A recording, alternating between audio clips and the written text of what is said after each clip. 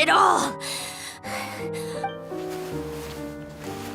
Where am I? Did we do it? How much time has passed? I'm not in one of that lunatic's experimental labs, am I? Wait, Fontaine decor. Books from the Research Institute. Phew. One thing at a time. Initiate self-diagnostics. Assess the extent of the damage. Cut power to compromised, non-essential components. Then reconstruct available action modules. Severe damage to the core. Dottore, you bastard. Polonia?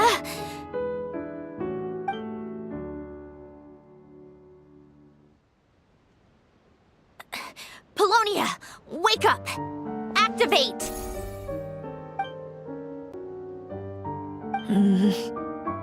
You're in even worse shape than me. Internal gears and energy circuits are barely intact.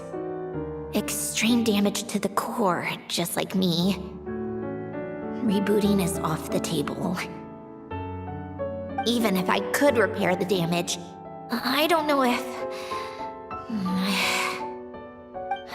You used up all your critical energy in those final moments, didn't you? To protect the core of that guy in the hat, and the numerological array. Wait, the array. Yes! The prototype is still here. But can I even run it in this state?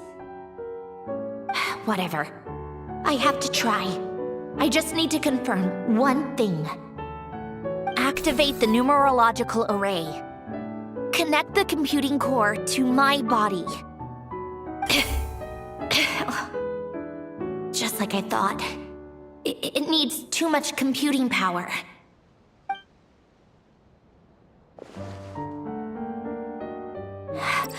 Cut off power supply to all functions except the thinking module. Please. I just need to ask one question. Initiate query regarding the 3 moon sisters. How many living moon goddesses are there in possession of the Trilunar Authority?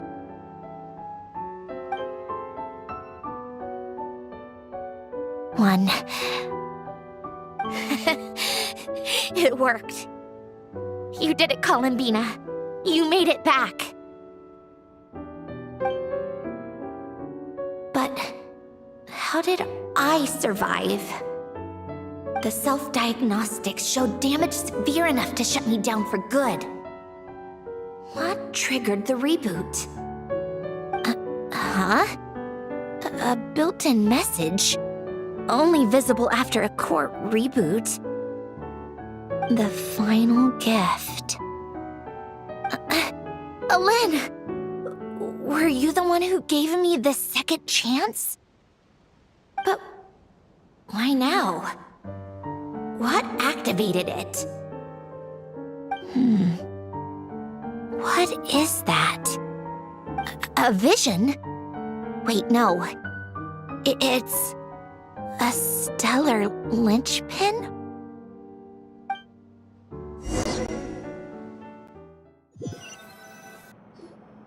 A stellar linchpin? What? You can think of it as a rare kind of vision. As for what causes one to manifest, well, that's still unknown. But in Snezhnaya, or in a Fatui's research at least, it's believed to have some connection to the third descender. The third descender? We knew his remains were used to create the Gnosis, but this is the first we're hearing about a stellar linchpin. You knew about the remains? Right, of course. Look who I'm talking to. Yes, the heavenly principles used the remains of the third descender to create the 7 Gnosis as a means to consolidate the Archon system. Visions result from that same system, so extrapolating from there, it's clear that the manifestation of a vision is also to some extent, related to the third descender. Still following? For those that wield them, visions serve as a means to channel elemental power. The same is true of stellar linchpins. The difference is that, when wielding elemental energy, stellar linchpin users often exhibit a unique kind of power that seems to come from beyond to that.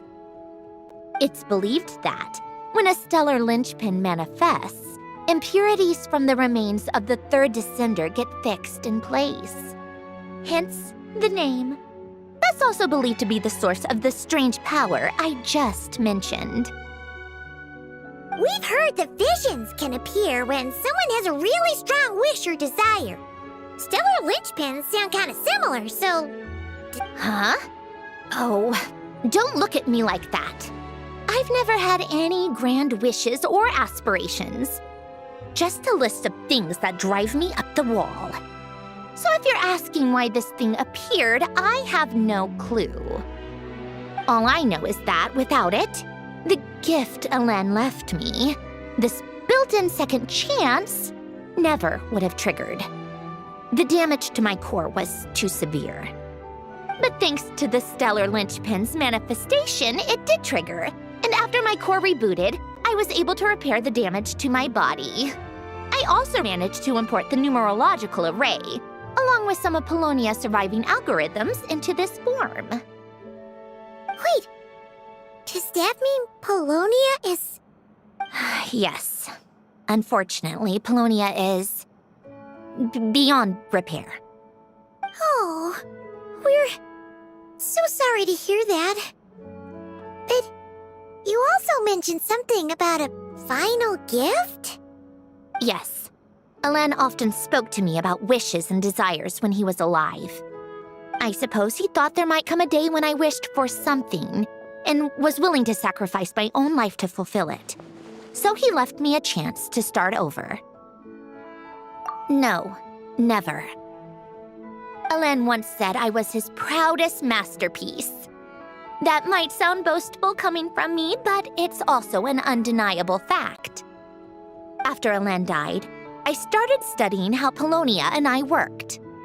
Polonia is essentially a computational machine, so it wasn't difficult to figure out the mechanical principles there. But when it came to my own structure, that's when Elen, the Lord Artificer's true greatness, struck me once again. I attempted to imitate it when I created Catherine, but in the end, she turned out to be nothing more than a superficial replica. What? But his creation skill, Catherine, is super impressive. We were shocked when we first found out she was a puppet. No, she's nothing compared to what Elen was able to create. Some of the mechanical principles of my own core are still a complete mystery to me. Keeping that gift hidden wasn't even a challenge for him. Just a shame I had to waste it on fighting Dottore.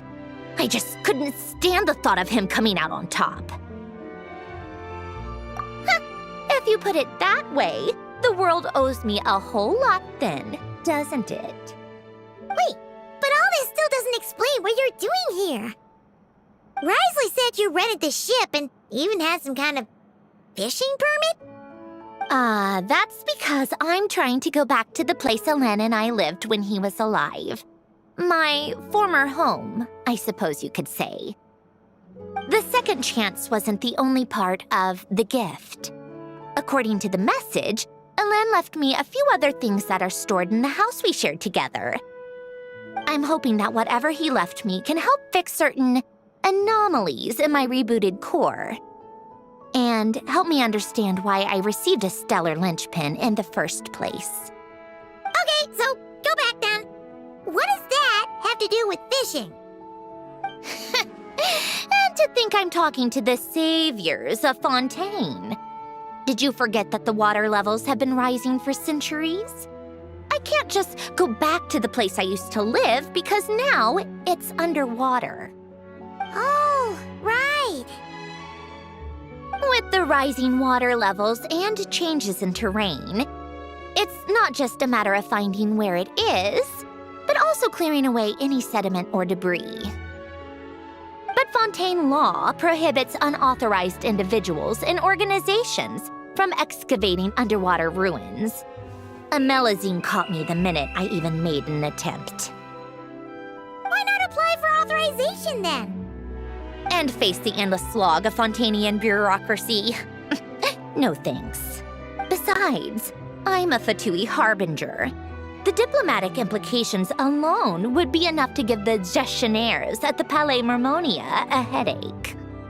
A fishing permit, on the other hand, isn't difficult to obtain at all. Minimal paperwork required, and under the name Guillotin, the application was a cinch. So you're exploiting a legal loophole? Am I? That underwater home belongs to me.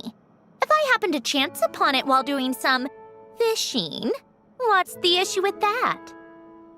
Of course, I do have to catch some fish to put in the aquarium, just in case the gestionnaires come to check up on things. That's also the reason I hired someone to man the front desk. Huh? But isn't that kind of a waste? He went to all the trouble of getting a business license and rented out this giant ship. Just for show?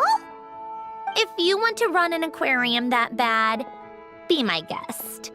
Use the facilities however you want. I'm certainly not going to stop you. All I want is to go back home and see what other gifts Alain wanted me to inherit. Hold on. Enough about me. What are you two even doing here?